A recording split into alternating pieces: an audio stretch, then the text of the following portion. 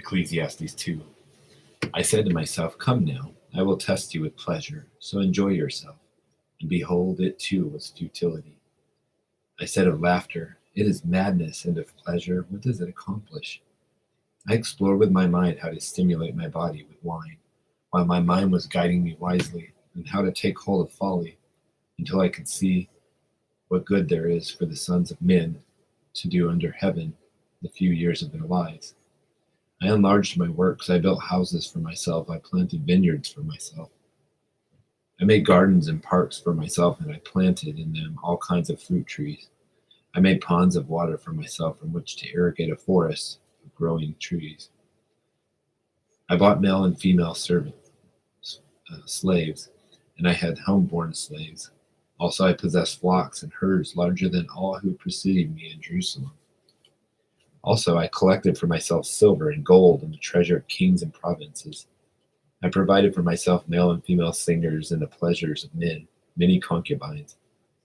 And then I became great and increased more than all who had preceded me in Jerusalem. My wisdom also stood by me, and all that my eyes desired I did not refuse them. I did not withhold my heart from any pleasure, for my heart was pleased because of all my labor, and this was my reward for all my labor. Thus I considered all my activities which my hands had done, and the labor which I had exerted, and behold, all was vanity and striving after wind, and there was no profit under the sun. So I turned to consider wisdom, madness, and folly. For what will man do who will come after the king except that has already been done? And I saw that wisdom excels folly as light excels darkness. The wise man's eyes are in his head, but the fool walks in darkness. And yet I know that one fate befalls them both. And then I said to myself, as is the fate of the fool, it will also befall me. Why then have I been extremely wise? So I said to myself, this too is vanity. For there is no lasting remembrance of the wise man as with the fool, inasmuch as in the coming days all will be forgotten, and how the wise man and the fool alike die.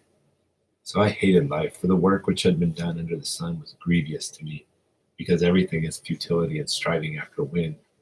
And thus I hated all the fruit of my labor for which I had labored under the sun, for I must leave it to the man who will come after me. And who knows whether he will be a wise man or a fool, yet he will have control over all the fruit of my labor for which I have labored by acting wisely under the sun. This too is vanity. Therefore I completely despaired of all the fruit of my labor for which I had labored under the sun. When there is a man who has labored with wisdom, knowledge, and skill, that he gives his legacy to the one who has not labored with them. This too is vanity and a great evil. For what does a man get in all his labor and all his striving with which he labors under the sun? Because all his days his task is painful and grievous. Even at night his mind does not rest. This too is vanity. There is nothing better for a man than to eat and drink and tell himself that his labor is good. This also I have seen, that it is from the hand of God. For who can eat and who can have enjoyment without him? For to a person who is good in his sight he has given wisdom and knowledge and joy, while to the sinner he has given the task of gathering and collecting, so that he may give to the one who is good in God's sight. This too is vanity and striving after wind.